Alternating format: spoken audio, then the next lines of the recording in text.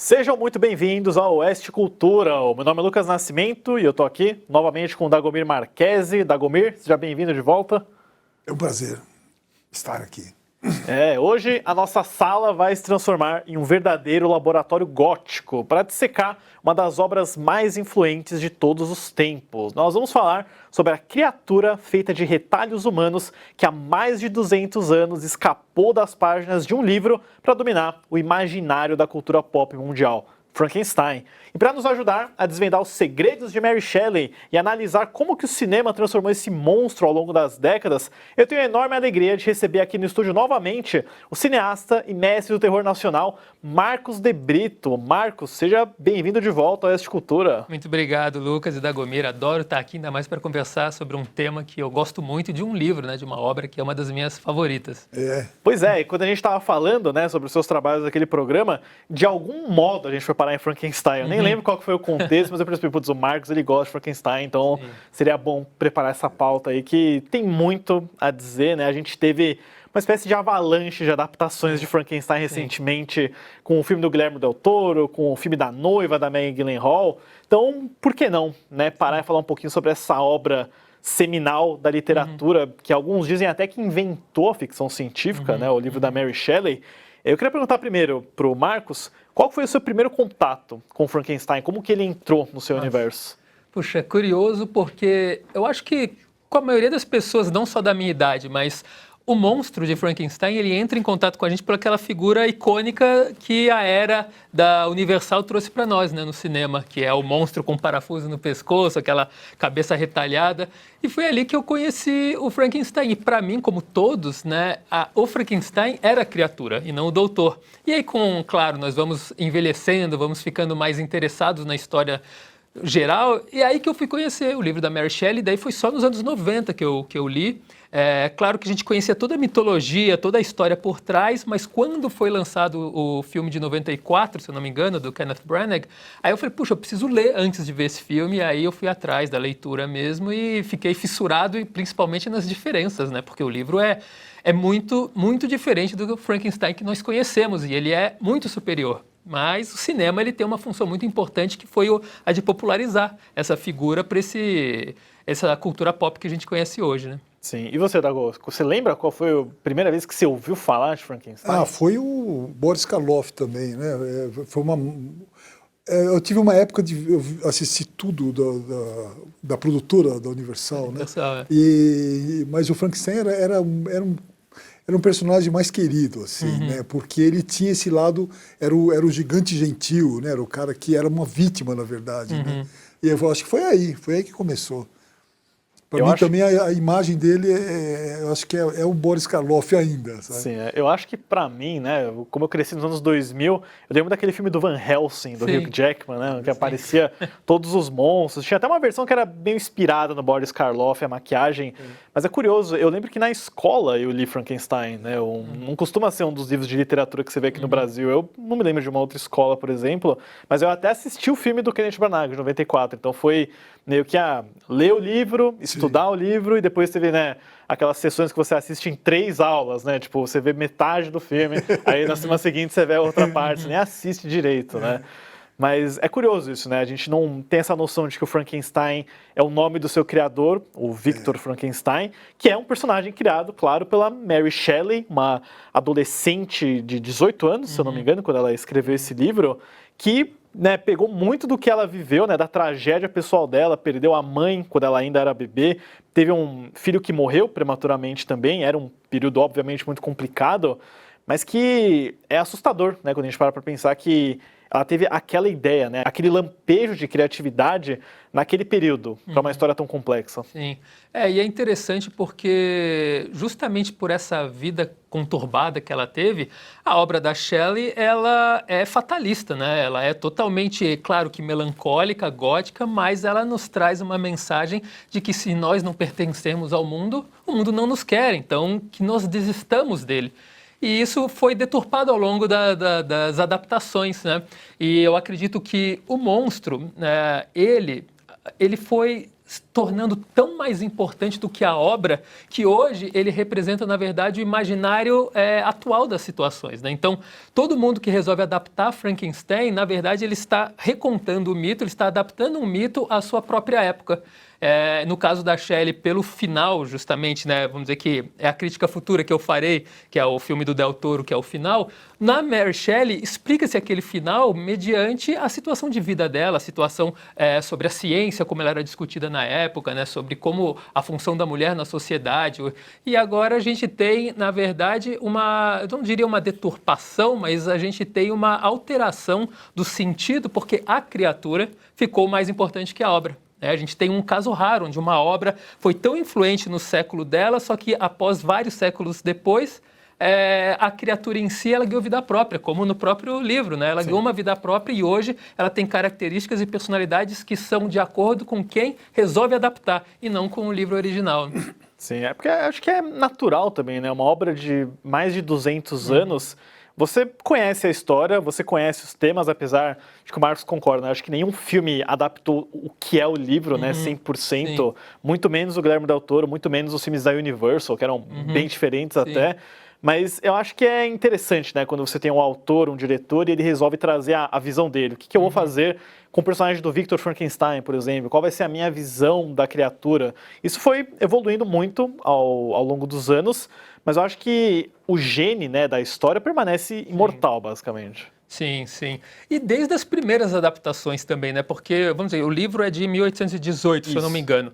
E aí a primeira adaptação audiovisual foi sair nos primórdios do cinema também, né? Na era muda. Na era muda a gente teve, pelo menos, acho que 4 adaptações, que a primeira é o Frankenstein, de 1910, um curta-metragem. Depois a gente teve um chamado, acho que é A Life Without a Soul, que é um filme perdido. É uma fita que ninguém mais sabe onde está, parece que aparecem alguns trechos aqui e ali. E uma outra adaptação, se eu não me engano, italiana. E aí veio a Era Universal, que transformou o monstro nesse ser ingênuo, né? Assim, como eu falei, é um gigante gentil, uma pessoa que é um monstro que não tem consciência de si, ele vai construindo isso muito aos poucos e não chega a ser uma pessoa inteligente. Aí sim a gente vem para as adaptações que faz ele ser eloquente, faz ele ser filosófico, como a obra original. E o Del Toro fez isso também, né? O Del Toro ele se aproxima muito da sensação da obra original, só que com uma mensagem para as atuais gerações, que por eu não ser da atual geração me incomodou. Então eu tenho uma preferência pelo Kenneth Branagh, pela versão de 94, porque apesar dele também não ter conseguido passar 100% da obra, ele trouxe algo ali que, no livro, a Shelley, ela nunca aborda o físico, né, o corporal. É filosófico. Toda a transformação do morto ganhando vida é mais sobre a questão criatura e criador, pai e filho, todas essas relações. Só que o Kenneth Branagh, ele pegou isso e fez quase um body horror. Não chega a ser um body horror, mas ele botou sangue, ele botou carne, ele botou... filme exagerado, né? Tudo exagerado, né? Chamam o filme, assim, o filme na época não foi tão bem aceito porque eles chamam ele de operístico, né? Ele tem muita questão teatral ali e eu acho que o Kenneth Branagh faz algumas partes do livro que é para ser um adolescente de 17 anos e o Kenneth Branagh já era muito velho para essas partes. Então, tem algumas falhas, mas eu considero a mensagem mais semelhante à da Shelley, o filme de 94. Marcos, com relação ao livro mesmo, eu não sei, eu vejo hoje, como eu acompanho muito tecnologia, eu vejo uma relação muito grande com essas evoluções radicais da tecnologia. E eu vejo isso com relação, por exemplo, à inteligência artificial hoje. Você não vê uma ligação nisso também, o medo que ela provoca? Uma grande novidade provoca o medo, que na época... Acho que era ciência. Era eletricidade, acho, né? Na época. Você não vê essa relação também? Sim, é interessante. Assim, eu nunca imaginei, mas eu acredito que se hoje nós fôssemos conversar nos dias de hoje sobre a criação de uma criatura, seria o que a gente já está fazendo, né? A gente criou uma inteligência artificial. E no caso do Frankenstein, do monstro do Frankenstein, ele também é uma inteligência criada, né? Porque ele é parte de vários, só que ele cria uma personalidade própria a partir de observação, no livro principalmente, né? O livro, a criatura ela é inteligente porque ela aprende por meio de leitura e por meio de observação. E aí ela faz as próprias conexões, que sim, é a mesma coisa que a inteligência artificial faz hoje. E é legal falar também do medo da ciência e do medo da eletricidade, porque o livro, ele pontua muito esse medo da eletricidade em algumas cenas, né? De uma contemplação de uma árvore que foi completamente destruída por um trovão. Daí ele começa a procurar autores que falem sobre isso, e aí que ele vai fazer toda a analogia, né, o Victor, com a relação da energia no corpo. Então é bacana. E sim, eu acredito que se tivéssemos uma adaptação de Frankenstein, que diferente da do Del Toro, que se passasse nos anos de hoje, a inteligência artificial seria a protagonista, né? Seria um robô, provavelmente. Inteligência artificial. Até quando a gente para pensar que a IA, né, ela cria aquelas imagens com referências do que já existe, é uma evolução grosseira de pegar pedaços de corpos para fazer um ser humano novo. Sim, verdade. Mas ainda sobre o Frankenstein, claro, né, eu queria voltar um pouquinho para a versão do Boris Karloff, que é muito importante, icônica. A gente tem algumas imagens rolando aqui do filme de 31. Foi dirigido pelo James Whale, que também faria A Noiva de Frankenstein, faria O Homem Invisível, na adaptação do H.G. Wells também. E, né, só no nível de cinema, ele é um filme que ele foge muito do livro, ele é bem diferente. É até curioso que A Noiva do Frankenstein de 35 adapta mais trechos do livro do que o próprio filme original, né? Porque você tem aquela questão do homem cego, né? O Boris Karloff, ele fala no filme da Noiva, esse daqui ele é só o gigante gentil, basicamente, né? Mas eu acho surpreendente como a violência explode nesse filme de uma forma quieta até, né? Que é aquela cena do lago, que ele tá brincando com uma menininha, aí ele joga uma folha, vê que a folha boia, aí ele joga a menina, que acha que ela vai boiar também, mata a menina, né? Meio que sem saber. Não, e assim, da Era Universal, a gente conhece só, né, as pessoas só falam do Frankenstein e da Noiva, mas teve outros, né, teve o Filho de Frankenstein, teve o Fantasma de Frankenstein. Tem a Casa de Frankenstein, tem o Arco de Costello. E daí depois teve uma versão Freddy vs. Jason também, né, que era Frankenstein meets the Wolfman, né, que assim, eles quiseram unificar o universo dos monstros da Era Universal. Que é interessante, foi o grande responsável pelo fenômeno que é hoje, né? Se a Universal não tivesse adquirido o direito dos monstros clássicos, Frankenstein não teria todo esse hype, talvez, que tem hoje, né? Acho que a imagem dele ainda é a mais associada, com toda certeza.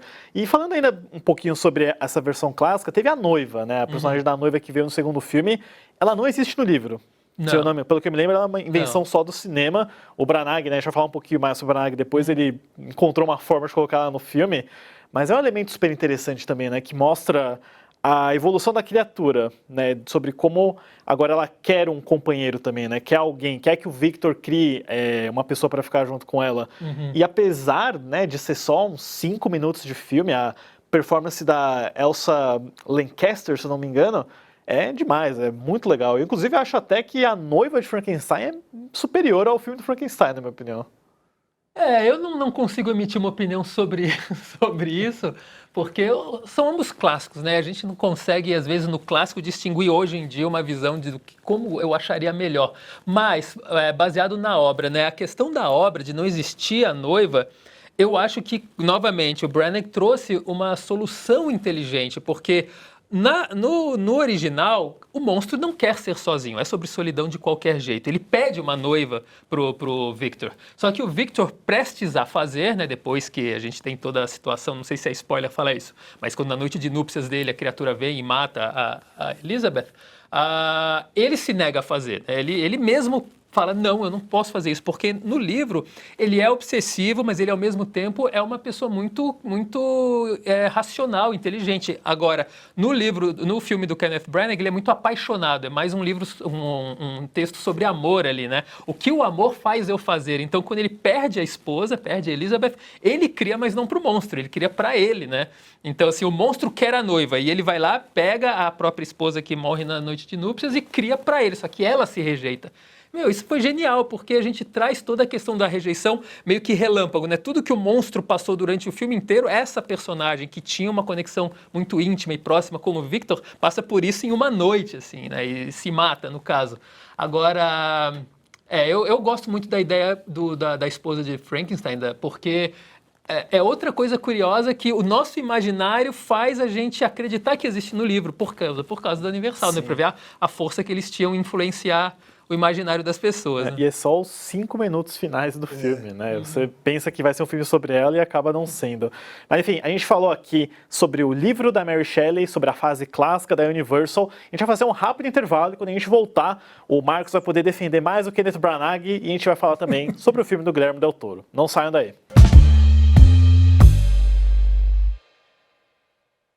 Não é à toa que você e grande parte dos brasileiros estão perdendo o sono todos os dias. Basta olhar as notícias. Todos os dias vemos escândalos políticos, roubalheira e uma verdadeira inversão de valores. Quem produz e trabalha duro fica indignado.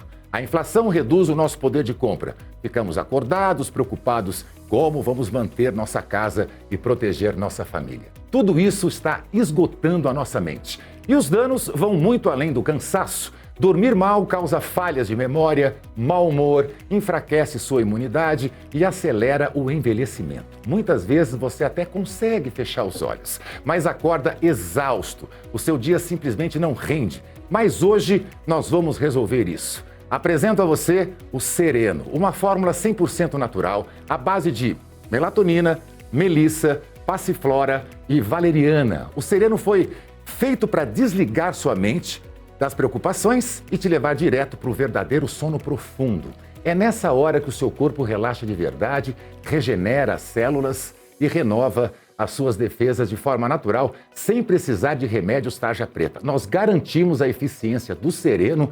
Tenha o seu sono de volta. A diferença é imediata e você vai sentir os resultados já nas primeiras cápsulas. Nós garantimos o resultado. A sua satisfação é totalmente garantida. E preste muita atenção neste presente. Ligue agora para 0800 025 2023. Vou repetir. 0800 025 2023. As 100 primeiras ligações vão garantir 50% de desconto no Sereno.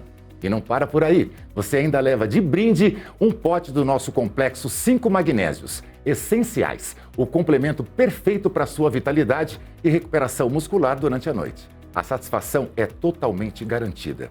Volte a dormir com tranquilidade. Ligue já, 0800 025 2023.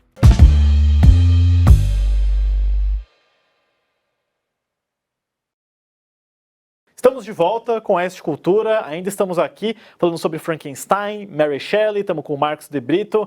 E Marcos, eu queria puxar uma coisa interessante sobre a publicação do livro da Mary Shelley, que é o fato de que o Frankenstein não foi publicado no nome dela, foi publicado em anonimato.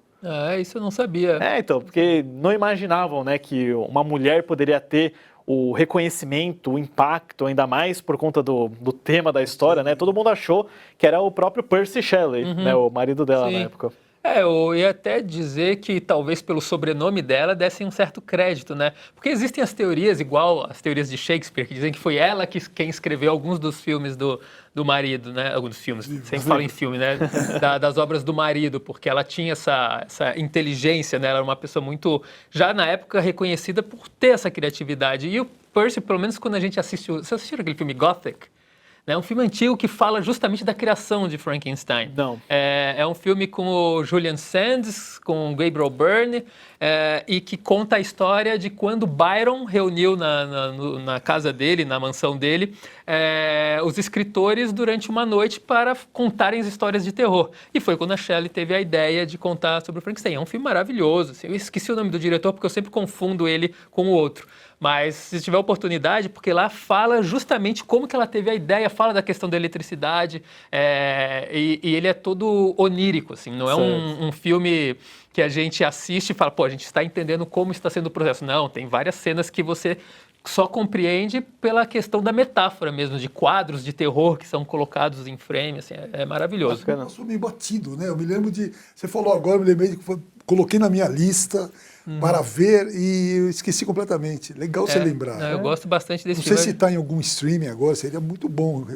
Eu não tenho certeza também, porque eu já vi algumas vezes, mas eu lembro que há muito tempo. Gothic, né? o nome? Gothic. Gothic, Gothic. É até legal que o filme da noiva do Frankenstein começa com a Mary Shelley, o Percy e o Byron na mansão, falando sobre a repercussão do livro do Frankenstein. Quem interpreta a Mary Shelley é a própria Lancaster, inclusive, né? A própria noiva interpreta a Mary Shelley, é algo que acontece no filme da Maggie Gyllenhaal também, né? Eu gostei desse aceno, mas essa questão do anonimato, de não ter o nome dela, eu gosto como o Kenneth Branagh vai lá e nomeia o filme dele de Frankenstein de Mary Shelley, né? Coloca no título, seguindo a tradição do Drácula de Bram Stoker, do Coppola, que é produtor do filme também.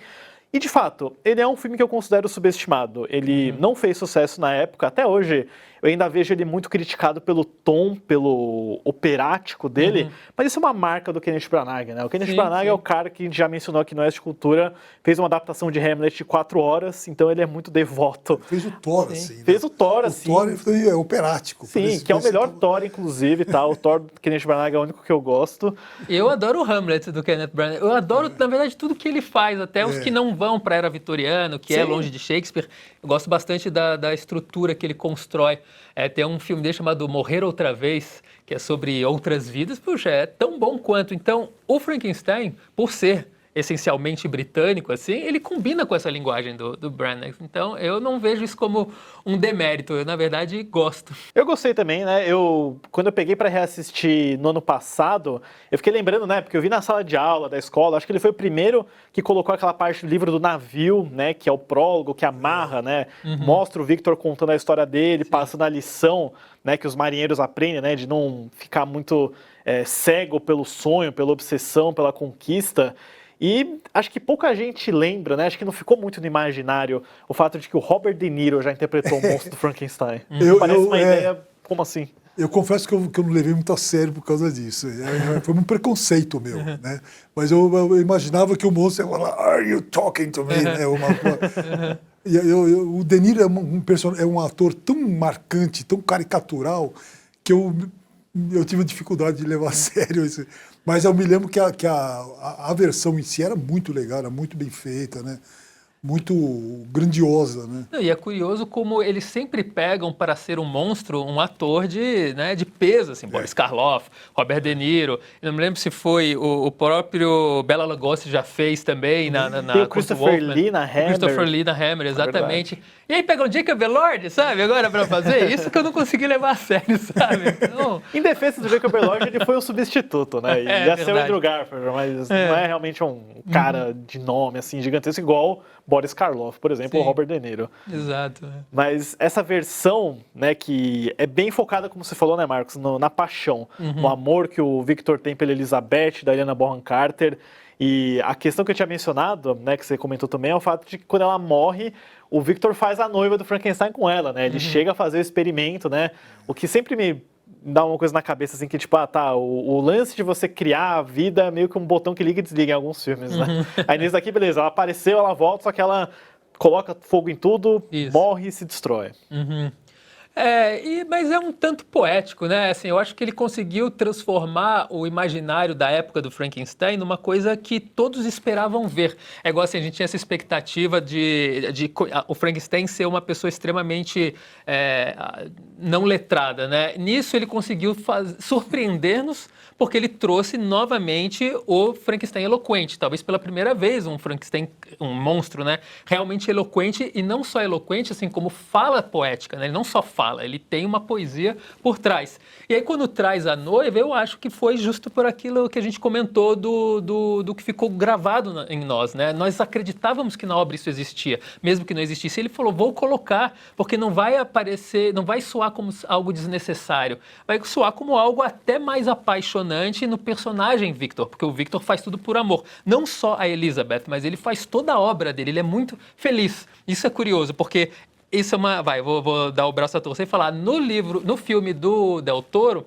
tem uma vantagem com relação ao Victor, que a personalidade do Victor ela é um pouco mais cética, é um pouco mais fria. Agora, do Branagh, ele botou um cara, sabe, muito extrovertido. O cara tá feliz, tá saltitante. E o Victor não é tanto assim, né? Ele tem toda aquela paixão pela família dele, pelo pai, pela mãe, pela Elizabeth e pela criatura, até ele ver que deu errado, né? Ele falou, olha o que eu criei. E aí ele tem uma covardia sentimental, né? No caso dele é isso. Eu tive uma covardia de abandonar a criatura e me tornei um pai ausente. E aí depois, a partir dessa ausência, dessa rejeição, o meu filho se tornou violento. E aí eu vou atrás dele para acabar com esse filho. E outra coisa que eu acho curioso é que o final do livro da Mary Shelley, ninguém conseguiu reproduzir ainda do jeito certo. Por quê? Porque na literatura se permite um final aberto. E tem uma beleza nesse final da Mary Shelley, que como a criatura foi deixada de lado, né, assim, o criador criou e abandonou, a criatura no livro acaba abandonada por ela mesma. Ela se abandona. Porque ela não morre, né? Do Kenneth, ele deu uma solução que o cinema pede. Um final fechado, um final que, de acordo com a situação da Mary Shelley, ele pediu, o monstro se mata junto ao criador, porque o mundo o rejeita e ele acaba se rejeitando. Mas na Mary Shelley, ela fala assim: o criador rejeitou a criatura. Eu, como criadora do livro, faço a criatura também ser rejeitada. Porque, não sei se você leu recentemente, né? O final dele, o discurso que ele faz, não é um discurso de superação, é um discurso de estou vingado, estou aqui, mas agora eu vou para longe, né? Ele se abandona e diz que vai fazer uma pira com ele mesmo e morrer sozinho. Mas isso não acontece, isso acontece fora de tela, a gente não sabe. E até por isso que justifica-se tantas sequências de Frankenstein, né, ao longo das épocas, assim, porque na verdade ele não morre mesmo, né? Em teoria ele é um ser imortal, então Sim. funciona nesse sentido. Faltou mais alguma coisa do livro nas versões? Faltar, não faltou. Na verdade, eles adicionaram muita coisa que não dizia, que não precisava ter. Porque o livro da Shelley, ele é até curtinho, né? Quase uma novela, não chega a ser um romance, A porque... gente tem ele aqui, inclusive, essa edição é do próprio Marcos, que trouxe aqui pra gente conferir. Uma edição de bolso. Vamos ver se a gente acha o final aqui, né? Pra falar o que acontece com a criatura. É isso E a aí. E logo linguagem- foi transportado pelas ondas, perdendo-se na escuridão infinita. Então, ele se perde, né? Não tem um final decretado para a criatura. E todos os filmes têm. O do Del Toro não tem. O do Del Toro não tem, só que ele deturpa o sentido, sabe? A Então, imagem final conversa um pouquinho, né? Acho que até uma boa deixa pra gente já falar, inclusive, do Frankenstein do Guillermo Del Toro, que chegou na Netflix ano passado, né? Foi indicado ao Oscar, ganhou 3 categorias técnicas. O Del Toro, né? A gente conhece aí, né? O diretor do Labirinto do Fauno, do Hellboy, da Espinha do Diabo, sempre falou a vida inteira que Frankenstein era a obra da vida dele, que quando ele fala, né, uma história engraçada, quando ele era criança, ele fala que ele assistiu TV, ele viu Frankenstein do James Whale. Eu falei, eu fui à igreja e Boris Karloff era meu Deus. Aquela imagem forte, né? Então eu lembro desde que eu acompanhava cinema, né? Que eu assinava revista, que eu entrava nos sites, de algum momento falar, o Guillermo Del Toro agora sim vai fazer seu Frankenstein. Guillermo Del Toro já tem o visual da criatura, né? Um projeto que, né, viveu e morreu diversas vezes até ele finalmente chegar concretizado aí na Netflix. Eu sei que você não gosta do final, Marcos, mas o que você acha do filme em si, né, como obra? Eu gosto muito do Del Toro como diretor, porque tecnicamente ele é perfeito, né? E ele faz, assim, falavam que o do Branagh era operístico, mas isso daqui é um espetáculo quase que da Disney, né? Você vê um filme com explosões, o monstro se tornou quase um super-herói. Ele é meio Wolverine, né? Ele tem a força de tirar o negócio do gelo, que não é algo que ele faz no livro. Ele é estourado por uma granada e continua inteiro. Então, essas coisas eu acho que não precisavam ter, porque a força do monstro é uma maldição. Ele não se aproxima porque, como até o Boris Karloff mostrou lá na versão da Universal, ele mata uma criança pela força dele, ele joga achando que... E aí é uma maldição. E aqui ele fez como uma vantagem. As pessoas não se afastam do monstro pela força dele, afastam por causa, claro, do visual, né, grotesco, e por causa da maldade que ele tem, que ele no final nem é tão maldoso assim, né? Ele na verdade é só incompreendido. Então, eu gosto muito da versão do Del Toro, assim, não é uma coisa que eu falo, puxa, odiei o filme. Só que quando o Del Toro fala que fez uma versão que ele reimaginou, e ao mesmo tempo ele diz, puxa, meu livro de cabeceira, mas no que o livro tocou ele? Isso que eu fico tentando pensar, porque o Frankenstein me tocou na questão da filosofia por trás, realmente será que eu, rejeitado, serei eternamente rejeitado? Será que eu mereço pertencimento? E no final das contas a gente entende que não, pelos atos que ele faz e pela personagem que ele é. E o Del Toro, ele talvez tenha se apaixonado pelo visual, que a gente vê, todos os filmes do Del Toro são extremamente visuais e belíssimos. Então, será que a paixão dele é pelo visual? Como ele faria visualmente aquele filme? E aí ele trouxe esse filme que tem, assim, cenas de ação de um filme da Marvel, sabe? E aí eles falam, isso combina com Frankenstein? Eu acho que não. Eu acho que o operístico do Branagh combina mais, porque é vitoriano, é outra coisa. Agora aqui, e eles fizeram uma maquiagem que acho que ganhou o Oscar também, né, de maquiagem. Por favor, sabe? Parece o Axl Rose, o cara, né? Parece um rockstar. Isso me incomoda, porque eu falei, eu quero ter asco do monstro de Frankenstein, eu não quero desejar o monstro de Frankenstein. Eu vejo minhas amigas góticas que falam, nossa, finalmente o Jacob Elordi ficou bonito, porque é uma pirata, sabe? É gato, né? Cabelão e tal. Fala, é colorido, né? De onde tirou aquelas coisas coloridas da pele? Eu penso, poxa, eu não daria. Eu daria fotografia, que foi pro Sinners, que também merecia, mas assim...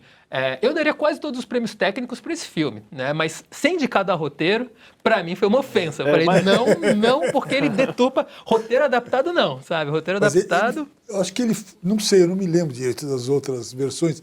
Eu acho que ele é o que explora melhor o início do livro, né? No gelo, no navio, né? É bem parecido com o do Branagh. É bem parecido. O Branagh também, isso eu me lembrava. E o do Branagh, ele é mais ou menos assim... 3 páginas, não tem tudo isso, não. Tem, sim, uma descrição, que é o prólogo, na verdade, né? O prólogo é o capitão falando que está preso no gelo, escrevendo para a mulher dele, e aí começa a falar sobre o que ele viu. Ele viu um trenó distante, não sabe o que é, daí de repente vê o trenó o segundo trenó com um cachorro vivo só, e aí recuperam e ele começa a contar. Só que quando eles vão escapar, o gelo se quebra sozinho. E eles falam, não, vamos ficar um tempo aqui porque a gente tem medo das... ele até tem uma expressão que ele fala das geleiras lá, que pode derrubar o navio ainda. Então não existe essa batalha, né? Porque aqui tem a cena do gelo, mas uma questão o cara até matando de todo corrida mundo. contra o tempo, né? O Victor contando a história rapidamente enquanto a criatura tá indo atrás dele. Isso. E no livro eu me lembro que tem uma coisa muito legal, que é essa narrativa por cartas, né? É uma você fica epístola, esperando, né? é uma epístola, você fica esperando. Sim. É muito legal, cara. Mas acho que até, né, essa visão que o Del Toro tem da criatura é típica dos filmes dele, né? Porque ele gosta muito mais dos monstros do que dos humanos. Eu até consigo defender o visual, Marcos, sabe por quê? Porque o Del Toro, ele fala, olha, como o Victor é um artista nesse filme, né? Ele quer criar o corpo perfeito, eu acho que ele vai fazer um corpo bonito, acho que ele vai costurar bem, assim. Eu falei, tá, não vai ter aquele rasgo igual o De Niro, por exemplo, né? Que é bem grotesco, né? Sim. Mas, de fato, ele não é um monstro e é muito diferente na visão dele. Ele é quase um bebê quando ele nasce, né? E a forma como ele é tratado pelo Victor, ele vilaniza bastante o Victor, né? Acho que essa questão... Acho que essa foi a base do filme. Sim. Foi assim, o monstro é o Victor, né? Sim. Acho que deixou bem claro isso. Que talvez tenha muita influência nas versões da Hammer, né? Porque na Hammer o Victor também sai de cientista louco para vilão. Tanto que o último filme é Frankenstein Must Be Destroyed, né? No último da Hammer, o nome do filme. Se eu não me engano, Peter Cushing interpretou o Victor, né? Peter Cushing, figurinha exatamente. marcada lá. E aí, eu acho que também isso traz uma mensagem muito sobre as discussões de hoje, né? A questão do pai ausente, né? Ou da influência de um pai tóxico, e aí ele replica isso com o filho. Eu achei isso pobre porque é uma discussão muito presente que a gente já identificou como verdadeira, né, como consequência. Agora, o caso do original, o pai dele era a melhor pessoa do mundo, sabe? Ele quase que, não diria adota, mas ele casa com a filha de um grande amigo que tinha perdido todos os bens e, assim, viram uma paixão familiar inteira de todo mundo super bem, até que a mãe venha a falecer e aí o pai fica deprimido, mas manda o Victor para a faculdade. Não existe um benfeitor, ele já é rico, né, de família para fazer tudo. Então tem algumas coisas que eu acho que ficaram óbvias demais. Muito eu joguei na cara porque a sociedade pensa assim, vamos colocar isso assim, né? O pai que rejeita o filho, então o filho rejeita o outro e vira um ciclo de repetição. E é para essa geração atual que acha que o mundo é bom, né? E assim, nós sabemos que o mundo não é bom, né? E aí fala assim, puxa, eu não pertenço. E aí, se eu aceitar essa minha versão de mim mesmo, quem sabe eu consigo olhar para o sol e ser abraçado por ele.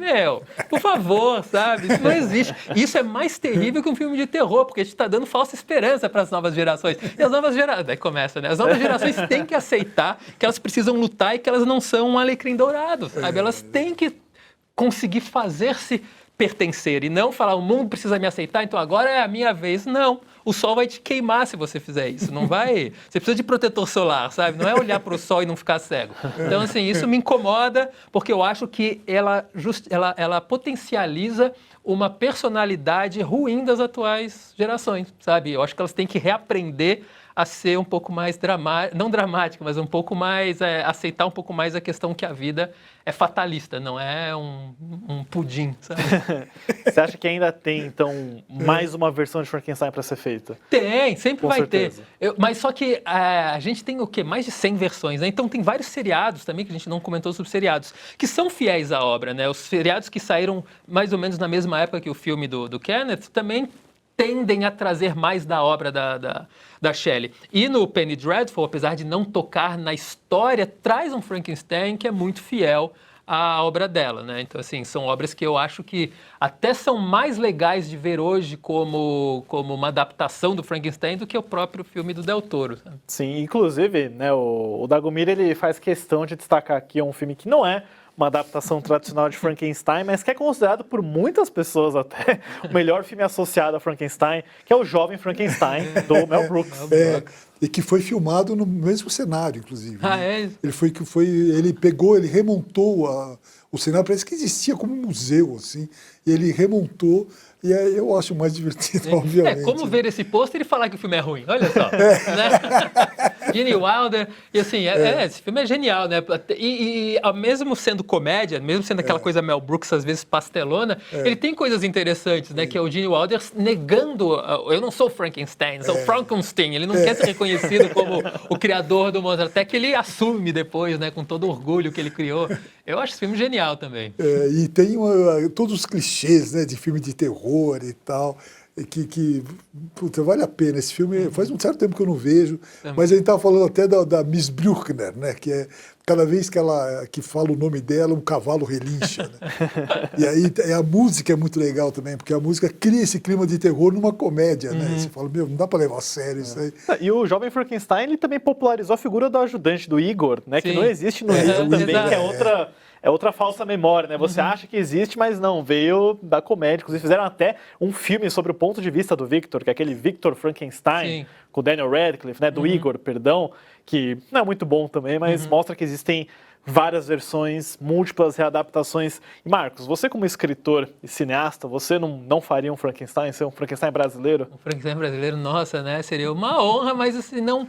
Eu acho que eu não ousaria, porque quando você respeita demais uma obra, talvez a minha paixão pela Shelley, que é um dos meus livros preferidos, seja diferente do Del Toro, né? Porque o Del Toro tem uma capacidade de recriar, e não só isso, assim, ele quis dar o rosto à tapa, fazendo uma adaptação de uma obra que todo mundo já conhece, assim, de vários séculos. Então, eu acho que eu respeito tanto a obra que eu preferia que ela se mantivesse daquele jeito. Até porque, se fizer fiel à obra, ela não seria muito bem aceita, eu acredito. Porque o Del Toro, ele, entre aspas, acertou na escolha dele. É um sucesso, indicado a Oscar, vencedor de Oscar.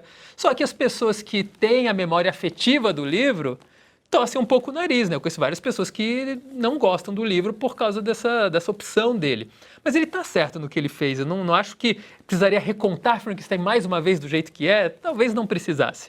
Eu adoraria fazer se me chamassem para fazer, mas eu, de livre e espontânea vontade, não ousaria por respeito à obra. Eu falo, puxa, eu não conseguiria recriar isso com a mesma força que ela merece.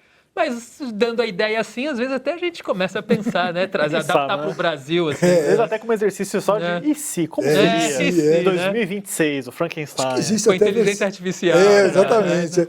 Não existe a versão japonesa também, parece, né? Poxa, a japonesa eu acho que eu não conheço, viu? Realmente com certeza deve existir. Deve existir a indiana.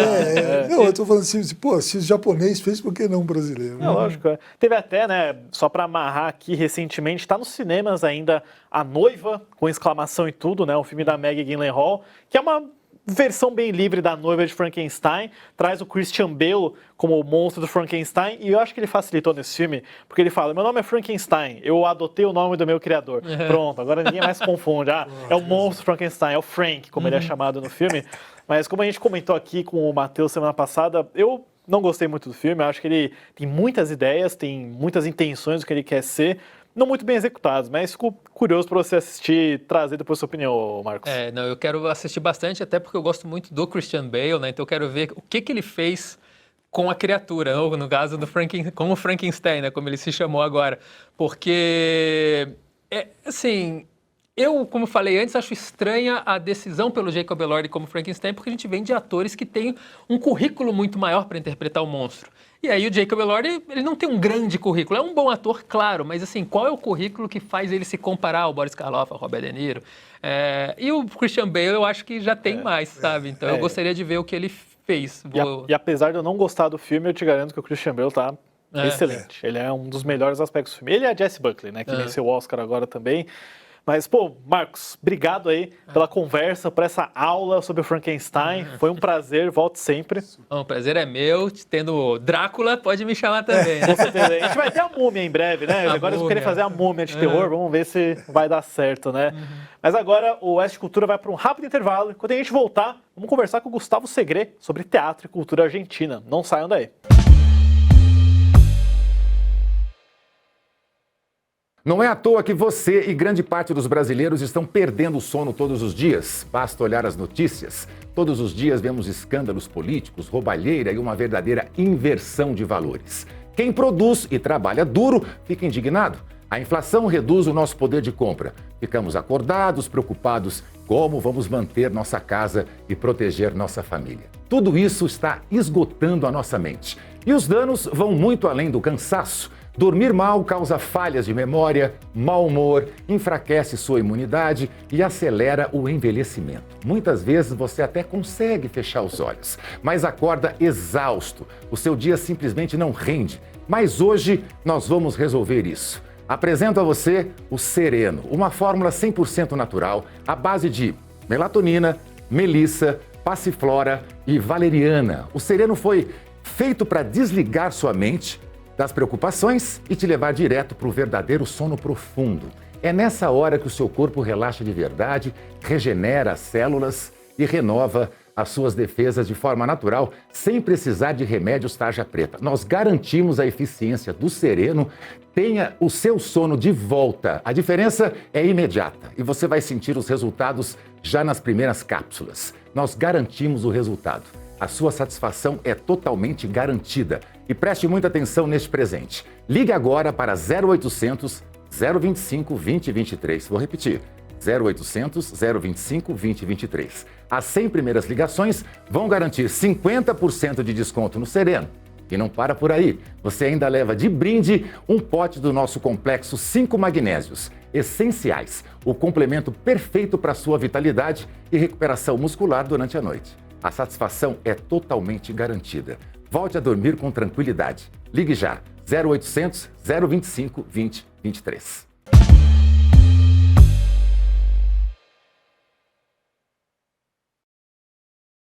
Sejam muito bem-vindos de volta ao nosso segundo bloco. Hoje, o Oeste Cultura tem a honra de receber alguém que já é de casa, mas que agora está mostrando uma face completamente nova e surpreendente para o público. Ele é economista, consultor internacional, analista político, colega nosso aqui na Revista Oeste, comandante do excelente programa Faroeste Brasileira. Nós estamos falando, claro, do grande Gustavo Segre. Segre, seja muito bem-vindo aí ao Oeste Cultura. Muito obrigado, um privilégio estar aqui com duas pessoas que entendem tanto de cultura. Eu me sinto um inculto. Seja muito bem-vindo. Um detalhe fascinante é que, além de todas essas credenciais impecáveis, o Gustavo também estreou como ator de teatro na comédia Socorro, Meu Pai é Argentino e de Direita. E o melhor, contracenando com o próprio filho. Que legal isso daí, Gustavo. Eu vou confessar, eu não sabia dessa sua faceta de ator, né? Tô sempre vendo você aí no Faroeste Brasileira, que também tem uma espécie de showmanship, Sim, né? Com todo o programa permite ser informal. Sim, aí. exatamente. E, Segre, né, para começar, assim, né, o público já conhece você muito bem pelas análises cirúrgicas de economia e política. Você comanda o Faroeste aqui na casa com muita maestria. E como que tem sido a experiência, né, de traduzir a complexidade do cenário político atual aqui do Brasil, tanto da Argentina também, para os nossos espectadores? Quando a gente teve essa ideia, primeiro vou um pouquinho mais para trás. 16 anos, termino o ensino médio. E aí queria ser ator. Meu pai me pergunta, né? O que você quer ser? Eu falo, quero ser ator. Ele falou, mas minha pau. Assim, motivacional a questão. Falou, não, argentinês como é nem a pau? Não foi exatamente isso. Foi um pouco mais direto. Nem ferrando, seria mais ou menos assim. Também não foi pior aí. Eu imagino. E aí ele falou, não, porque você tem que pagar as contas. Eu falei, não, mas eu vou ser um bom ator, vou pagar as contas. Não, estuda economia.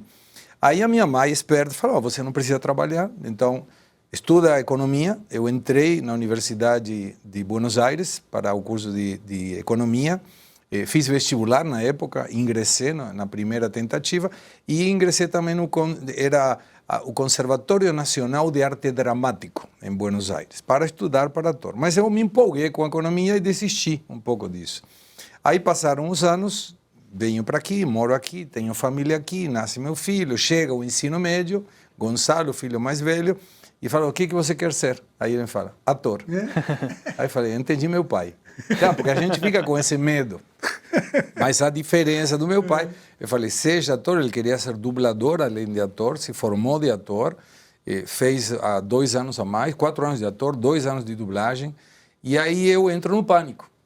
E quando eu entro no pânico, o Emílio me apresenta, o argentino mais amado do Brasil, até hoje sou muito grato por isso, e aí surge a ideia, caminhando com a minha esposa, na época na Avenida Paulista, de fazer uma peça de teatro.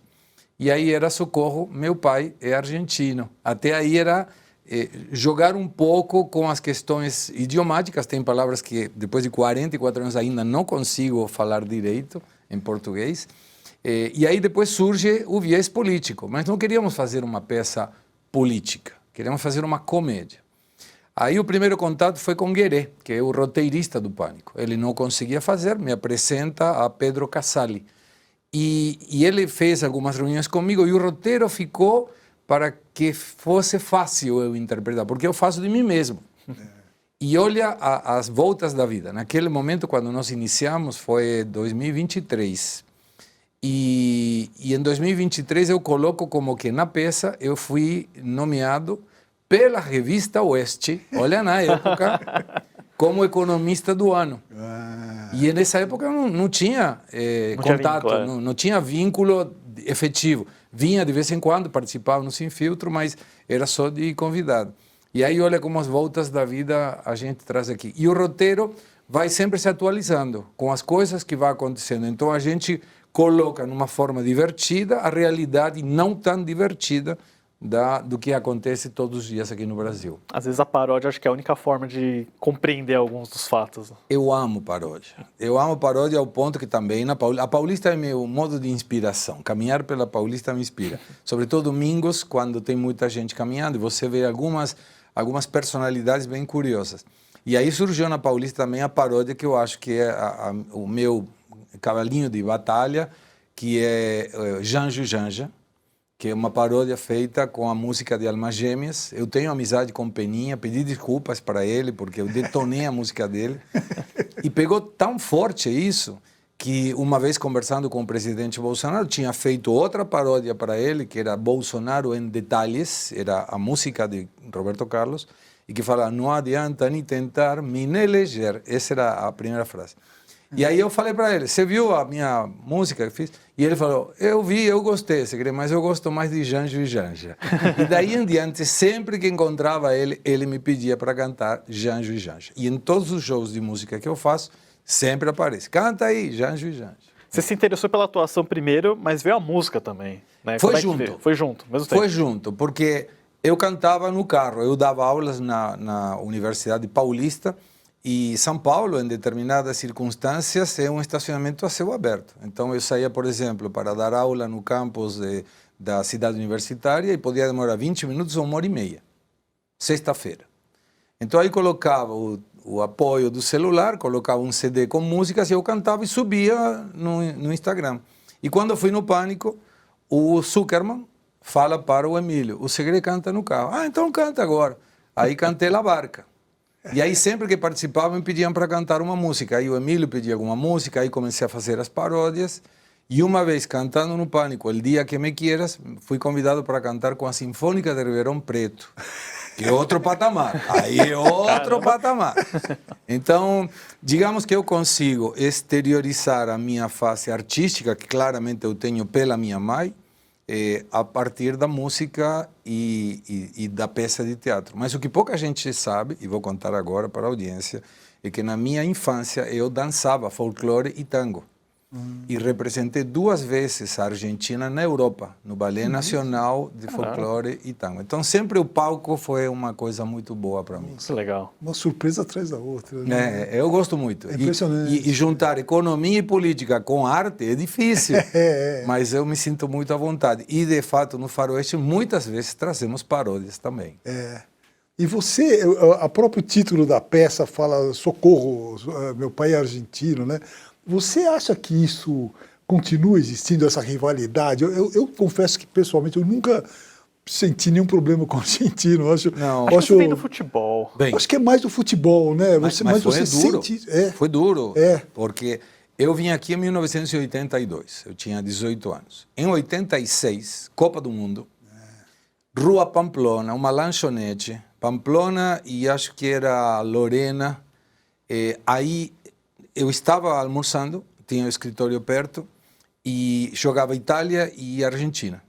Faz o gol Itália. Eu, obviamente, não gritei. E veio um cara e falou, você é de onde?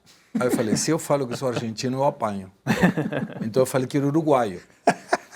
E isso me salvou. E eu tinha morado no Uruguai pelo meu pai também, eu vim aqui a São Paulo por ele, então eu conhecia Montevideo. Eu falei, morava na Juan Carlos Gomes, Trece Rincón, em Sarandi, em frente da praça, do lado do Cabildo. Então o cara falou, pô, esse cara é daí mesmo.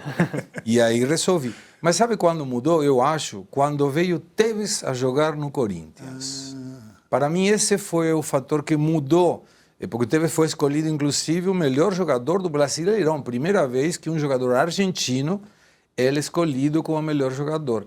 E aí me parece que mudou um pouco. E hoje, sinceramente, não sinto nada disso. Graças a Messi e ao Emílio Zurita, que falou que eu era o argentino mais amado do Brasil. Legal. Falando sobre a peça, né, o Socorro, Meu Pai é Argentino de Direita, tem texto e direção, né, dos impecáveis Pedro Casale, a premissa é muito legal, né? Você vive um economista de direita que recebe o filho, a namorada dele em casa, Sim. só que o filho mentiu, né? Falou pra garota que toda a família era de esquerda. Queria falar como que veio a ideia, né? Como que surgiu, né, esse tema, né, de tratar da polarização com esse humor. A gente observa que hoje muitas famílias têm rixas de até não se falar entre um irmão, um filho, um primo, por causa da ideologia. Então esse foi o conceito que Pedro Casale pegou maravilhosamente bem. Então a peça começa com a Alexa que não entende o que eu falo. E aí as questões idiomáticas são isso, aí estamos observando aí. Aí depois tem a questão política, em que meu filho, querendo namorar uma moça que é claramente canhoteira, mente em tudo. Só que no começo ele me fala, não, eu menti na tua profissão, ele fala que eu era psicólogo, falei que você era comunista e falei que o cachorro se chamava de outra forma, mas é só isso. E aí começa uma série de bagunças, porque não era só isso, ele mentiu um monte de coisas, falou que eu era homossexual, que tinha me separado, que casei com um homem. Tudo na pauta da esquerda, né? Que eu fumava maconha, que eu, enfim, um monte de coisas que não tem nada a ver com a realidade, mas que provocam risco cada 30 segundos. Cada 30 segundos tem que ter uma risada e, obviamente, aproveito para mostrar as incongruências da esquerda. Tem uma fala entre Bárbara Pochetto, que é a atriz que faz junto conosco a peça, em que ela defende a esquerda, eu defendo a direita com argumentos. E meu filho tenta mostrar no final que essa é a base de todos, que não adianta a gente brigar, que todos nós queremos um Brasil melhor e que ideologia é apenas um detalhe. Eles terminam, não vou contar. Sem spoilers, né? Sem spoilers. Tem que assistir. Mas é uma farsa, né? O estilo da peça é um estilo muito tradicional de farsa, né? De aparências que não são exatamente o que você... Nada a ver. Só que eu vou descobrindo conforme ele vai mentindo. E isso é muito engraçado. E tem questões de idiomáticas da Argentina, tem momentos em que eu, sabendo o roteiro, eu começo a dar risada pelo que vem. De tão engraçado que é. E a gente vai atualizando. Então, por exemplo, numa parte, ela me grava cantando, filma, só que depois eu faço um discurso que não aparece na peça, só depois, em que eu defendo a esquerda, porque eu estava chapado. E aí eu canto na peça também, e nesse momento o vídeo explode, e chega a 2 milhões de views em menos de um dia, tem uma tormenta, eles não podem ir embora, é uma confusão atrás da outra. Que legal. Sim.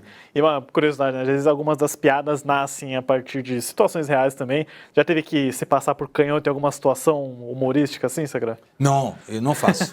Aí rejeito o papel. Não, aí não vou. Tem coisas que não. Não sento na poltrona 13 do avião, por exemplo.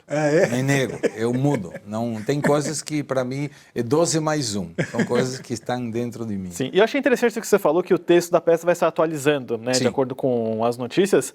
No lado de atuação, né, como é que é esse preparo para você? Você acha que é melhor quando o texto se atualiza, né, que você consegue trazer uma nuance diferente, ou você prefere seguir mais o que fica mais fixado, por exemplo? Não, a gente adora, e às vezes tem improvisação, inclusive. Vou te dar um exemplo. A gente, no momento, a minha esposa na peça liga, e eu tenho que fingir que não quero mais ele, que agora gosto de homens. Então é como se eu estivesse falando, e aí incluímos no momento que o Pavinato estava na plateia, então eu improvisei e falei, não, o Pavinato é somente um amigo, como dizendo ela, você está com o Pavinato, está namorando o Pavinato? Então a gente vai improvisando e é muito engraçado. Tem outra parte, por exemplo, que eu sou bloqueado na internet, cancelado é a palavra. Então eu falo, mas quem fala? Preciso um processo legal, cadê o processo legal? O que você está pensando? Que é o STF que está colocando e me cancela? Então a gente vai pegando isso, mas de uma forma divertida. E tem ido gente de esquerda que não achou que a peça era assim pesada para eles. Não é um ataque à esquerda, é uma comédia de tudo que acontece hoje em qualquer família que tem uma pessoa que pensa de uma forma e outra de outra. Eu acho que a comédia é muito boa para falar dessas coisas também. Não, é fantástico. E essa coisa de politizar tudo, né? A peça é de esquerda e de direita. Não, é uma peça, é uma comédia. Divirta-se, né? E a gente não coloca assim, ó, a esquerda é ruim. Sim, não, sim. eu conto uma piada que eu contei no Pânico e surgiu para incluir aí, que era a piada do jumento socialista, em que se juntam, sei lá, Lucas e Dago. Então são vizinhos e um fala, vai visitar o outro. Então Lucas vai visitar o Dago e fala, agora somos socialistas e você tem 2 jumentos e eu tenho um, não tenho nenhum, então você tem que me dar um jumento. Aí Dago dá um jumento. Você vai embora, aí chega a esposa e fala, cadê o jumento? Fala, não, agora somos socialistas, então nós tínhamos 2 e entregamos um para o Lucas que não tinha nenhum. Ah, legal. Então vai na casa de Lucas e pede uma vaca, porque ele tem 2 e a gente não tem nenhuma. Então Dago vai na tua casa e você tem 2 vacas, somos socialistas, você tem que me dar uma vaca. Aí você fala, não, você não entendeu. O socialismo só funciona com jumentos. Então são piadas desse tipo que está na linha justa, mas não são agressivas. Muito legal. E é bacana que, né, na peça você divide o palco com o Gonçalo Segré, que é o seu filho, na vida real, além da Bárbara. Sim. Como que tem sido essa dinâmica de pai e filho trabalhando juntos no teatro? Ele manda. Ele manda. Ele manda. Ele que sabe. Ele estudou. Eu sou intuitivo. Eu sou destemido. Não me assusto o palco pela minha experiência na dança, mas claramente quem me dá os toques, além do diretor, lógico, é o Gonçalo. Quando o Gonçalo fala, pai, observa isso, dá mais ênfase àquilo, cuidado com isso, a respiração. Eles têm técnica, eu não tenho nenhum. Os 2 são atores. O Gonçalo Segré e Bárbara Pochetto são atores profissionais. Eu sou aí o que entrou de gaiada. E quando você está no palco, por exemplo, né, contracenando, você acha que você puxa alguma coisa de, como é a sua relação com ele na vida real, por exemplo, ou fica mais no elo da ficção? Não, é que ele faz de meu filho na peça, então fica fácil, porque é meu pai e o filho, né? Então é muito mais divertido. Mas esse é o conceito de peça que foi feita para fazer desse jeito. Então, por exemplo, se trocassem o Gonçalo por outro ator, eu não sei se faria. É uma peça que não tem uma programação fixa, a gente vai vendo quando fazemos para nos divertir. Temos feito, inclusive, algumas atuações para ajudar pessoas que precisavam de recursos para tratamento de câncer, para alguma coisa assim. Não é um objetivo comercial. E eu não gosto de ter que fazer uma temporada, isso me deixa ansioso. Sim. Então a gente marca, geralmente no Teatro Santo Agostinho, que é uma casa que a gente já tem. Temos feito a peça em outras cidades do interior. E imagino que mais perto da eleição vai pegar bem fazer a peça. E quando você vai para outras cidades, por exemplo, no interior, você faz algum tipo de adaptação, às vezes nas referências ou nas piadas, né, tipo adequando para aquele público? Não, temos feito, por exemplo, fizemos no SIC de Florianópolis, um teatro maravilhoso, 750 lugares, lotamos o lugar, foi lindo demais, mas como é uma comédia nacional, assim, na agenda nacional, não trazemos nada local, não. Além do mais, como eu não sou ator, posso me perder, e não tem coisa pior numa peça que você perder o ilho para o outro, né? Então, não. É verdade. E vocês fazem referências à situação da Argentina hoje, do Brasil hoje também? Os fazemos com presidentes, piadas. com Então, piadas. por exemplo, um spoiler que é lindo. O nosso cachorro, ele tem mudado o nome. Então, o meu filho disse que o cachorro chama Max. Então, era por Marx, né? Karl Marx. E era Kaum Marx. Então, ficava mais ou menos a brincadeira. Aí, no final, eu falo para a moça que não se chama Max porcaria nenhuma, que se chama JJ, que era Javier Jair. Então, essas piadas assim. Mas não, da Argentina tem coisas idiomáticas. Por uma cabeça, a gente vai brincando com essas questões de idioma. E conta meu filho na peça meus erros idiomáticos verdadeiros na universidade, na empresa e tudo. É uma peça em que eu faço de mim mesmo, então é fácil. E você pensa, né, pelo que eu entendi, a peça é uma coisa muito que você faz para se divertir com seu filho, quase uma gincana de família, por assim dizer. Você pensa em fazer outros trabalhos também, às vezes até saindo um pouco da comédia, algo mais dramático? Não, eu gosto muito da comédia. Para mim, o teatro é um desafio, porque eu demorei 44 anos para me dar o privilégio de estar num palco fazendo uma peça de teatro. Com meu filho, mais ainda. Não tem vez que não termine e eu me emocione por causa dessa situação. Mas não, em princípio não. Hoje tem muitos projetos. Eu vou precisar uns 50 anos a mais vivo para conseguir fazer tudo. Mas não tiro... Olha, na minha vida, nenhuma opção é descartada. Se o dia de amanhã aparecer alguma possibilidade de fazer uma peça dramática, alguma coisa, eu acho que eu topo. Por exemplo, alguém te ofereceu algum papel e falou, não, isso não aconteceu ainda? Não me ofereceram. Tenho muita amizade com Oscar Magrini, que me deu algumas dicas também, mas não. Mas se Oscar me convidar, eu vou. Fica a dica. E você pode cantar um pouquinho pra gente? Posso? Eu queria que você cantasse em homenagem ao meu pai, Por Uma Cabeça. Por Uma Cabeça. Então, fechou. A ver... Quando a gente faz, e aproveito, muitas sextas ou sábados, no Quatrino restaurante aqui em São Paulo, eu acostumo cantar. Muitas vezes vai o Pavinato, que vai para estragar o meu show, mas a gente canta junto e nos divertimos muito. Então, por uma cabeça de um noble potrillo, que justo en la raya afloja al llegar, y que al regresar parece decir, no olvides hermano, vos sabés, no hay que jugar. Por una cabeza me tejón de un día de aquella risueña y coqueta mujer que al jurar sonriendo el amor que está mintiendo quema en una hoguera todo mi querer. Turum, tum, tum, por una cabeza. E aí vai. Faz o tango aí. Eu tava mais conhecido. Eu tava querendo ouvir. No começo eu pensei que era El Dia que Me Quieras. Mas não, Por Uma Cabeça, quando eu canto Por Uma Cabeça, todo mundo se empolga. E aí tem outro detalhe cultural. O tango da Argentina tem dois autores que são os mais conhecidos, que é Carlos Gardel e Alfredo Lepera. Carlos Gardel era francês e Alfredo Lepera era paulista, brasileiro. Muita gente não sabe. Caramba. O vínculo que tem a Argentina com o Brasil é gigantesco. A padroeira da Argentina é brasileira. Jura? Nossa Senhora de Luján é Nossa Senhora da Conceição, é negra. Então, olha o vínculo que tem as duas culturas e a gente muitas vezes não sabe. Pois é. Olha que legal, o Segré acabou de oferecer a primeira apresentação musical da Oeste Cultura. É isso aí. Primeira de muitas. Eu estava planejando Tomara. faz tempo fazer esse pedido para você. Somos vizinhos, então tá fácil. É verdade. Mas muito obrigado pela participação. Sim, foi uma honra. Segré, as portas estão sempre abertas aí. Obrigado. Fica também a recomendação da peça do Segré, claro, Socorro, meu pai é argentino e de direita. Eu aposto que na época das eleições vai ter um roteiro excelente lá para conferir. Aí.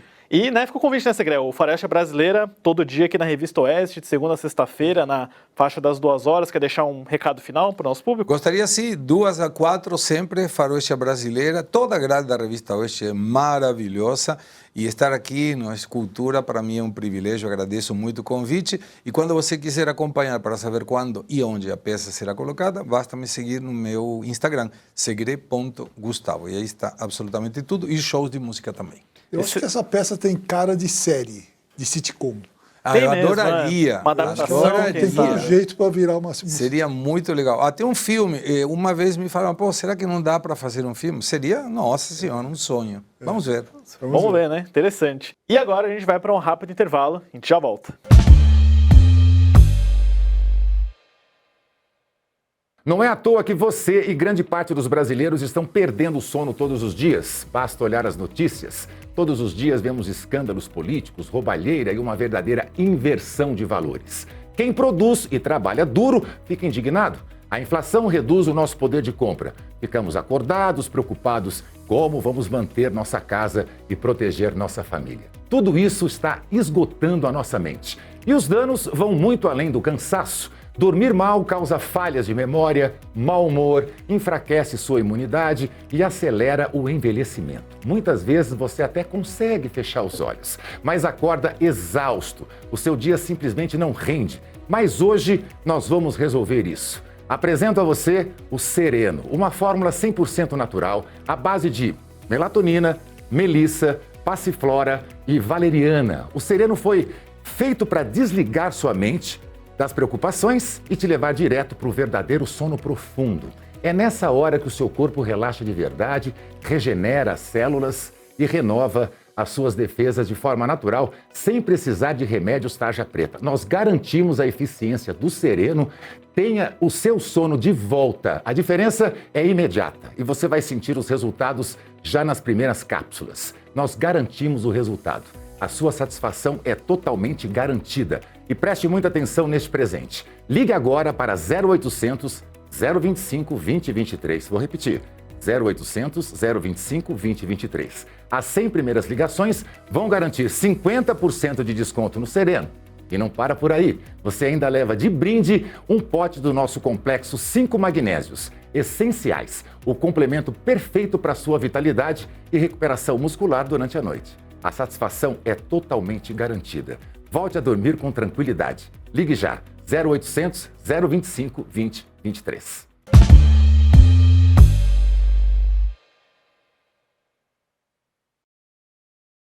Oeste Cultura está de volta e você já sabe, o terceiro bloco é quando eu e o Dagomir vamos trazer algumas dicas de estreias, cinema, streaming, literatura, eventos.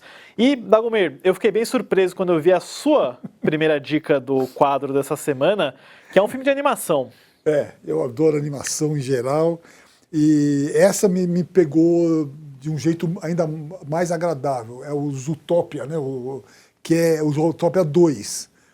Que o 1 eu já tinha gostado muito, já tinha achado eu acho que uma animação costuma ser as melhores animações, né? Eu acho que a Pixar entrou num esquema meio cabeça, com aquela história de, né, como com aquele desenho... Divertidamente, Soul. Legal, eu gostei, mas eu sentia a falta de uma animação que me fizesse me divertir mesmo, né? E o Zootopia 2 tá muito legal. É uma mistura de... É uma história policial, na verdade, né?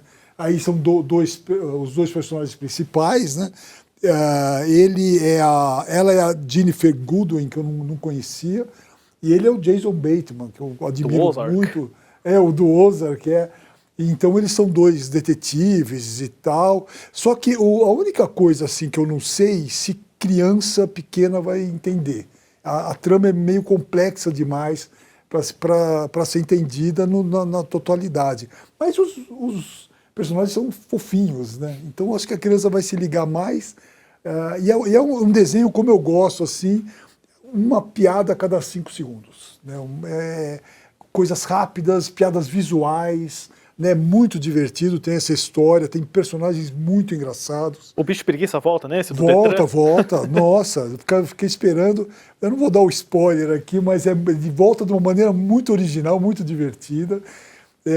Os personagens são muito bons é uma obra do Jared Bush, né, que é o cara que fez a roteiro. Imagina fazer um roteiro de um desenho desse com tantos detalhes, o trabalho que deve ter dado, né? E ele fez junto com o Byron Howard, que é o outro diretor, né? Mas o que é impressionante também é o elenco de vozes, né? Tudo bem que algumas devem ser muito rápidas, né? Deve ser só mas tem o Andy Samberg, Idris Elba, Shakira faz aquele número musical meio chatinho e tal, mas ela volta. Acho que ela já estava no primeiro também. Tava no primeiro, ela volta. O Idris Elba também estava no primeiro. Tem os tigres gays, né? Aquela coisa meio esquisita. Tem a Bonnie Hunt, Jean Reno, Macaulay Culkin faz papel, John Leguizamo, Ed Sheeran, Michael J. Fox, que não podia faltar num filme desses. O nome dele é Fox, então. Dwayne Johnson também participa. Então, eu achei muito legal. É uma diversão para adulto também. Aquele filme que eu comecei a ver para dar uma olhadinha e não parei mais. Até o crédito final é muito bom também. Recomendado, uma dica para você. Tá no Disney Plus, né? Disney Plus. Chegou agora. Eu não assisti Zootopia 2 ainda. Eu vi o primeiro em 2016, né? Há 10 anos atrás. Demorou 10 anos para sair esse filme. Eu gosto do primeiro, mas eu não assisto ele desde então. Né? Ele venceu o Oscar de animação. E o 2 foi um tremendo sucesso, Dagmar. Você sabia que ele é a animação americana de maior bilheteria da história? Não sabia, meu. Ele só perde para uma animação chinesa, o Nezha 2, que saiu há 2 anos atrás, mas o Zootopia 2 fez 1 bilhão e 800 milhões de dólares. Eu não sabia Acho que disso, ninguém esperava o tamanho, o sucesso. Eu fiquei surpreso, porque no ano do Zootopia saiu Moana também. Foram os 2 filmes da Disney. E a minha sobrinha, ela gostou muito mais de Moana. Então ficou todo esse tempo falando de Moana, nunca falou de Zootopia. Eu falei, nossa, será que o pessoal vai reagir a Zootopia 2? Tá aí, 1,8 bilhão de dólares. Talvez esse sucesso tenha a ver com o público adulto. Provavelmente, o público adulto né? tá gostando mais do que as crianças. Sabe? E tem aquilo também, né? Às vezes a criança que viu em casa, né, na Disney Plus, o Zootopia 1, agora cresceu, vai no cinema assistir o segundo. Pode Então, ser, verdade, cara. super bacana, né? O filme ele, né, parece da Pixar, mas não é. Ele é só da Disney, né? Porque a Disney é dona das duas. Fica a dica, então, né, do Zootopia 2. Eu vou assistir, tô esperando esse tempo todo para conferir. Mas a minha dica é de um filme que estreou essa semana nos cinemas. Eu acho que você pode até dizer que é um dos primeiros grandes lançamentos de 2026, que é Devoradores de Estrelas, um filme aí dirigido pela dupla Phil Lord e Christopher Miller, estrelado pelo Ryan Gosling, que é uma ficção científica, mas com muita comédia também. Né? Eu fiquei curioso com isso. Como é que a comédia entra nesse filme? Então, ele é um filme naturalmente baseado num livro do Andy Weir, que é o mesmo autor do Perdido em Marte, do Matt Damon, que também é um filme que tem muita comédia. Eu acho interessante como esse autor mistura ciência pesada, né? Ele traz conceitos, ele traz muito do linguajar, da mecânica de como que ela funciona, com comédia pastelão, né? De personagem caindo de cara, fazendo piadinha. Então, acho que é um equilíbrio interessante, né? Eu acho que funciona no filme do Ridley Scott, Perdido em Marte. Nesse daqui é um passo além, porque os 2 diretores são comediantes. Eles dirigiram o filme do Lego, fizeram Anjos da Lei, sabe? Aquela versão nova com o Jonah Hill. Então, eu sou um grande fã. Eles não fazem um filme desde o Anjos da Lei 2, de 2014. Então, é uma produção caríssima da Amazon com a MGM. Aqui no Brasil chegou pela Sony. 200 milhões de dólares, e é um filme de encher os olhos, porque é sobre um professor que é meio que forçado aí nessa missão para encontrar uma bactéria que estaria destruindo o Sol, né, se alimentando do Sol, e ele tem o auxílio, né, de uma pedra aracnídea que ele encontra no espaço, que também está indo para resolver esse problema. Ele se torna amigo dele, é o Rock, né? Ele chama ele de Rock, e aí se desenvolve uma amizade entre os dois. É o típico buddy movie, né? Buddy movie, o Ryan Gosling, que é um tremendo comediante. Eu acho que ele é melhor aproveitado em papéis cômicos, como o dublê ou o Barbie, por exemplo, mais do que um papel sério. Ele tá ótimo aqui. Eu acho que o filme ele mistura muito bem o humor, que às vezes é bem pastelão mesmo, às vezes é, por exemplo, ele dando gritinho, girando em gravidade zero, mas com uma urgência, né? Porque o filme começa com ele já no espaço, mas sem memória, porque ele não lembra qual é a missão dele. Aí ele vai tendo flashbacks que vão contando a história, que ele era professor, que ele foi recrutado, participou de um experimento. É um filme longo, ele tem 2 horas e meia, mas ele acerta muito, principalmente no espetáculo, né? Tem cenas que numa tela de cinema de razão IMAX é espetacular. Fica minha dica com toda certeza. Que legal, cara. Eu quero assistir. Sim, inclusive, né, Dago, a gente estava até conversando aqui, a gente vai preparar um especial para a semana que vem sobre filmes de espaço, né? Acho que surfando aí na onda do Devoradores de Estrelas, que, né, acho que vai fazer um baita sucesso. Acho que é uma boa deixa, né, pra gente falar desse subgênero que é tão bom. A minha segunda dica é um dos meus filmes favoritos de todos os tempos. É o Top Secret, que entrou na Netflix agora, em versão, acho que é a versão remasterizada, ela está muito legal. É um dos filmes que eu mais assisti na vida. E ontem mesmo eu falei, será que eu vou ver de novo? Eu vi e não consegui parar de ver também, porque é um filme, como o Zootopia tem uma piada a cada 5 segundos, esse tem uma piada a cada 3 segundos. Você não consegue parar de ver piada. Algumas piadas está acontecendo uma cena aqui, mas a piada é atrás. né? É um filme que do trio, né? O David Zucker, Jim Abrams e Jerry Zucker. Que é o Zaz, né? Que é o Zaz, que fizeram o Aperta os Cintos, o Piloto Sumiu. Corra que a polícia vem aí. Gun, eles são... Mas esse filme é o mais, que eu acho que é o mais livre deles. É um filme que eles não estavam sabendo o que fazer, eles fizeram depois do Aperta os Cintos, o Piloto Sumiu. Eles não sabiam exatamente o que fazer e começaram a falar sobre... começaram a conversar sobre clichês de filmes de guerra, filmes de Guerra Fria, de espionagem, e até tiveram que chamar um outro roteirista, o Martin Burke, para poder dar uma história, porque não tinha uma história, era só piada, sem parar. E é o filme que foi a estreia do Val Kilmer? Val Kilmer, claro. O Val Kilmer, ele tá sensacional. O Val Kilmer, ele não é aquele cara que a gente conheceu sério e tal, ele dança, ele canta, ele faz o papel Nick Rivers, que é um personagem que é inspirado no Elvis Presley do início Quando ele é recrutado também. Quando ele é recrutado, exatamente. Então, ele faz esse papel e ele é o cara que é levado para a Alemanha Oriental para dar o primeiro show de rock da Alemanha Oriental. Então ele introduz, a cena em que ele introduz o rock no bloco comunista é uma das coisas mais absurdas que existe, porque ninguém sabe nada, né? A própria orquestra acompanha, ele nunca ouviu falar aquilo, fica todo mundo espantado e todo mundo entra na onda. E é um filme que tem também uns autores tipo o Omar Sharif, tem o Peter Cushing. Peter Cushing participa de uma cena que é sensacional, porque é um filme que a cena parte da piada de que o sueco parece o inglês revertido, né? Então eles fizeram uma cena de uns 10 minutos em que os personagens, os atores tiveram que fazer de trás para frente, e aquilo tudo tem uma lógica absurda, né? E tem cenas memoráveis, tem a Resistência Francesa. Você assistiu? Eu não assisti Top Secret da Go, mas eu tô feliz que você falou que tá na Netflix, então, né? Na Netflix. Pegou lá. Eu sempre confundi com Top Gang. Não. Que é a paródia do Top Gun que veio depois, né? É muito bom também, é muito até bom. pensei, mas o Val Kilmer tá na paródia do Top Gun e do Não, Top Gun? Não, mas é o outro, né? O Top Tem Gun. a Resistência Francesa, onde todos os personagens são clichês do francês, né? Tem o avant-garde, déjà vu, escargot. E aí tem o único personagem negro, é o Mousse au Chocolat.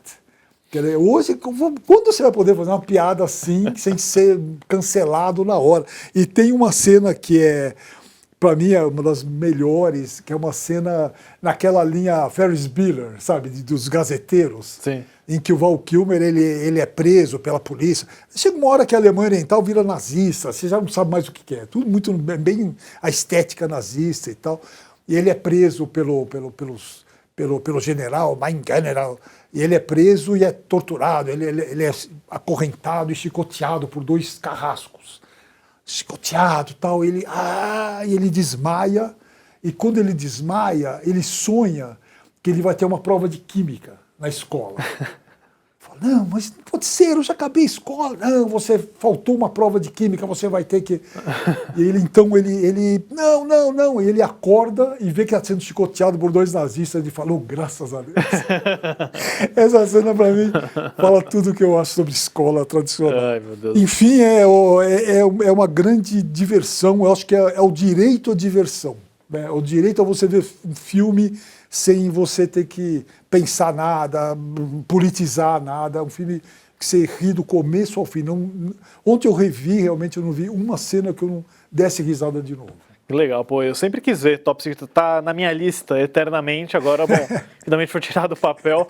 A minha outra dica é de uma série que estreou na Amazon Prime, que, Dago, você tá cansado de Sherlock Holmes?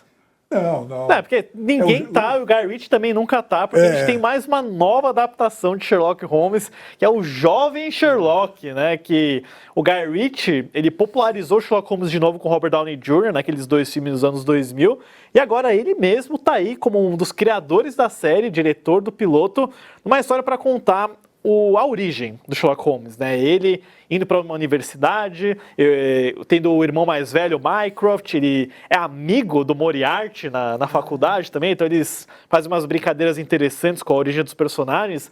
Mas o que me chamou a atenção, além da performance do Hero Fiennes, que é o sobrinho do Ray Fiennes, ele que interpreta o Ray Fiennes, inclusive o irmão do Ray Fiennes, é o Joseph Fiennes, né, do Shakespeare Apaixonado, interpreta o pai dele. Então a família Fiennes inteira tá nessa série.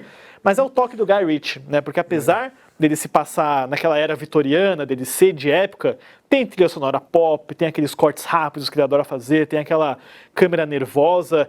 E história de origem costuma ser meio problemático, costuma ser meio, tá, legal, não sei se eu preciso entender de onde veio a origem do cachimbo do Sherlock Holmes, mas essa, eu só vi 2 episódios por enquanto, me pareceu energética e interessante o bastante para continuar assistindo, né? Eu acho que mata um pouco a vontade, né, de quem estava esperando aquele Sherlock Holmes 3 do Guy Ritchie. Você gosta da versão do Guy Ritchie? Eu me diverti. Eu também. Legal, achei divertido. Também virou herói de ação, né? Ele dá soco e tal. Ele usa legal o cérebro para calcular o impacto do soco e dos golpes, né? Esse daqui tá indo, ele tem uma visualização interessante, né? Acho que isso é coisa do Guy Ritchie, onde, por exemplo, ele e o Moriarty estão indo atrás de um cara que correu, aí ele bateu em alguém, deixou o corpo no chão, e aí o Sherlock olha para aquilo, e aí mais pra frente ele meio que volta naquela cena, como se fosse um campo, um hipercampo assim, fala, você tá dentro da minha memória agora, eu tô só reavaliando pra ver se eu não deixei escapar nenhum passo, né? Então, mesmo, sei lá, né, 15 anos depois que ele fez essa coisa do soco calculado, o Guy Ritchie ainda tem formas criativas de como representar o intelecto do Sherlock Holmes, né, de uma forma cinematográfica. Eu está na Amazon, né? Amazon Prime, isso. Saiu a temporada inteira já. Já tá. Pois eu quero assistir também. A minha terceira dica é para quadrinhos. É uma espécie de Louvre das tiras de quadrinhos. É preciso lembrar que nas décadas 40 e 50, não existia ainda a televisão não era uma forma, né? Então os quadrinhos era o jeito das pessoas se divertirem com a ficção diária, né? Então foi uma época de grandes quadrinhos, né? Principalmente se falando de tira. Cada tira tinha aí 3, 4 quadrinhos e tinha que manter o suspense para o próximo dia, para a pessoa. Então o site chama Comics Kingdom, né? E tem uma grande quantidade de tiras cômicas normais, atuais, mas a principal atração são esses antigos, né? São esses clássicos. Então tem como Apartment 3G, que é considerado uma comics ópera, né? É uma novela em quadrinhos, porque é romântica e tal. Tem Buzz Sawyer, Big Ben Bolt, Flash Gordon, Heart of Juliet Jones, Johnny Hazard, Mandrake, Fantasma, Príncipe Valente, Rip Kirby, Agente Secreto X9, são os grandes nomes da época, e é aquela história, mesmo para quem é jovem, você vai falar assim, não é do meu tempo, né? Mas o bar também não é do meu tempo, não quer dizer que eu não vá curtir uma coisa que foi de um passado distante, né? E o Comics Kingdom, o preço dele é $2 por mês. Ou seja, é um cafezinho, você tem o Louvre dos quadrinhos. Mesmo em reais, assim, tá um ótimo preço para todo o acervo. R$11, sabe? Para você ter acesso a dezenas, são anos e anos que estão lá preservados, né? Então é uma dica que eu dou para quem é nostálgico, para quem é da época e para quem é jovem e quer conhecer uma boa arte também de narrativa, né? Não, muito legal. Acho que já é o segundo serviço de quadrinho de streaming que você recomenda aqui. Então é bom ver, né, que essa arte permanece viva, né? Não precisa necessariamente do papel. Mas excelente, Dago. A próxima dica não é minha, na verdade, mas é uma sequência do que a gente já estava falando aqui no programa sobre Resident Evil, porque o Robson Gitkoff, que participou aqui com a gente do especial da franquia, vai contar um pouquinho o que ele achou do Resident Evil Requiem, o 9º capítulo da saga dos games, que já está disponível aí. Pode falar, Robson. Isso aí, Lucas. Eu joguei Resident Evil Requiem, o 9, e estou aqui para falar as minhas considerações e o que se eu recomendo para vocês ou não, né, vai saber. Então vamos começar com os aspectos gráficos. Não tive problema nenhum, joguei no computador, no PC, na Steam, com gráfico sendo renderizado na hora, sombra ruim. Você pode escolher entre desempenho ou qualidade. Então, não tive problema algum. Eu joguei ali no meio termo ali. Meu PC não é dos melhores, mas também não é ruinzinho. Então, saiu muito bem nesse aspecto, né? As expressões faciais e a cinemática são incríveis. Está cada vez melhor. A RE Engine, que o Resident Evil, que a Capcom usa nesses jogos, está cada vez melhor. Você vê a aflição nos rostos dos personagens, eles com medo, eles com raiva, está cada vez melhor. Os inimigos também estão cada vez melhores, mais emblemáticos, mais sanguinários, mais com sangue nos olhos mesmo para te atacar. Então, as expressões e as cinemáticas cada vez mais lindas. Efeitos sonoros também, cara, incrível. Ele tem música quando tem que ter música, ele tem silêncio total quando tem silêncio, isso dá mais ambientação a todo o cenário. Tem uma hora que o personagem, ele entra na casa por cima e anda até você pelo teto, você ouve ele andando em cima de você, assim, é desesperador, mas incrível, cara. Tanto a trilha sonora que também tá demais, só do menu já é incrível a trilha, sabe? Então você consegue se ambientar já logo do começo e falar, tem coisa muito boa vindo aí. Um plus demais, incrível, que toda vez eu gosto quando eu falo, é a dublagem. Dublagem do Leon, veaco ali, cinquentão, tá demais. Da Grace, de todos os personagens, inclusive dos inimigos, estão demais, incríveis. Dá mais ambientação, dá mais, você se identifica com os personagens. Quem dublou o Leon foi o Felipe Greenan. E a Grace foi a Stephanie Custode. Cara, parabéns, está incrível, muito obrigado. E se você joga inglês, é legal, mas dublado é melhor ainda. Os personagens também estão incríveis, inclusive os inimigos, cara. Como eles não são mais zumbis de fato, eles são infectados, então eles têm diálogos humanos ainda. Eles têm expressões humanas. Isso, mano, incrível, muito legal. E eles andam diferente. Esse jogo tem diversas referências a todos os Resident Evil, do 1, do 2, 3, 4, sabe? E eu reparei, na minha visão, que como os personagens inimigos se movimentam, me lembrou muito os infectados do The Last of Us, os Runners, porque eles têm uma lemolência ali, um molejo que os próprios infectados também têm do The Last of Us. Então acho que talvez foi referência. A duração do game eu achei ideal, legal, não cansou. Deu vontade de jogar mais. Eu fechei em 14 horas e não senti problema nenhum nisso, sabe? O meu receio é ser o Resident Evil 3 Remake, que em 4, 3 horas você fecha. Então, cara, foi legal, ok, perfeito. Dificuldade do game eu achei difícil. Eu joguei no modo normal, no modo moderno, né? Que tem duas opções ali no modo clássico, que você salva com o Ink Ribbon. E eu joguei no modo normal, que você salva a hora que você quiser. Então, como eu sou medroso em jogo de terror, eu salvei todo momento, toda hora. Então, não tive problema nenhum com isso. Mas eu achei os inimigos mais difíceis, sim. Desempenho, agora vamos lá, né? No mundo moderno, a gente tem que elogiar quando o jogo vem bom. Vem correto, não tem bug de mapa, você não cai no mapa, você não atravessa a parede. Mas eu tive dois momentos, sim. Tem um certo momento que, como todo Resident Evil, tem que ter um helicóptero, né? Não é bem um spoiler isso aqui que eu tô falando, mas tem um helicóptero. E em certo momento o piloto estava com o braço aberto, como se fosse aqueles bonecos base, sabe? Mas tudo bem, não afetou em nada a gameplay. Mas teve um momento que afetou sim, que crashou o jogo. Eu tive um crash, sabe? Bem triste. Fala um pouco da gameplay. A gameplay, dois personagens, a Grace e o Leon, totalmente diferente. A Grace é uma menina medrosa, ela respira forte, tem medo das coisas, mas ela é corajosa que ela vai, né? Sabe?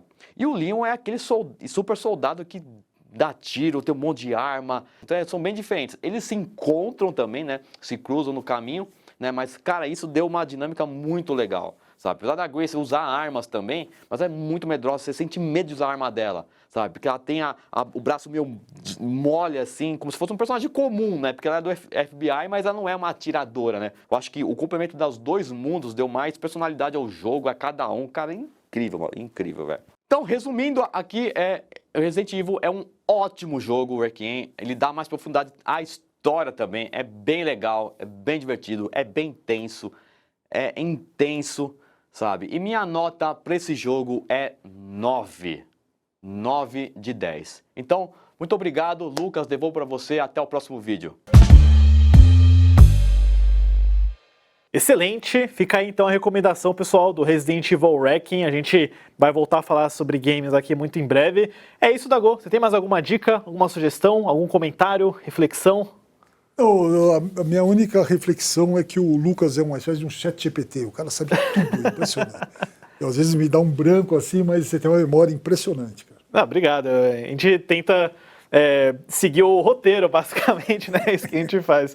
Mas o Oeste de Cultura vai ficando por aqui. A gente volta no próximo sábado com mais conversas, mais dicas. Vai ter algo muito bacana na próxima semana, né? Já adianta daqui, Dagô, a gente vai falar sobre viagem espacial, sobre algumas obras que tocam nesse assunto. Mas a gente lembra vocês, já existem 15 edições anteriores do Oeste Cultura, é só entrar aí na playlist, conferir lá, o especial do Shakespeare, do Oscar, do Batman também, muito conteúdo bacana e só vai aumentar nas próximas semanas. Até lá, até o próximo sábado.